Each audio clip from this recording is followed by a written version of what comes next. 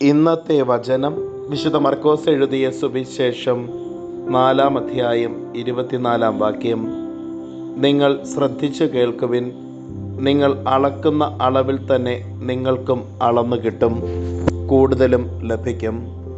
കാരുണ്യവാനും സ്നേഹനിധിയുമായ നല്ല ദൈവമേ, അങ്ങേ തിരുസന്നിധിയിൽ ഞങ്ങളുടെ എല്ലാ പ്രാർത്ഥനകളെയും ചേർത്ത് വയ്ക്കുന്നു.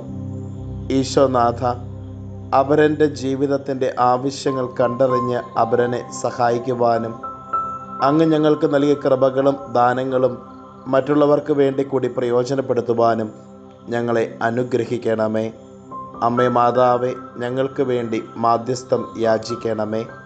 നമ്മുടെ കർത്താവ് ഈശോ മിശിഹായുടെ കൃപയും പിതാവായ ദൈവത്തിൻ്റെ സ്നേഹവും പരിശുദ്ധാത്മാവിൻ്റെ സഹവാസവും നാം എല്ലാവരോടും കൂടെ ഉണ്ടായിരിക്കട്ടെ, ഇപ്പോഴും എപ്പോഴും എന്നേക്കും. ആമേൻ. ഇന്നത്തെ നിയോഗം സാമ്പത്തിക പ്രതിസന്ധികളിലൂടെ കടന്നു പോകുന്നവരെ സമർപ്പിച്ച് പ്രാർത്ഥിക്കാം.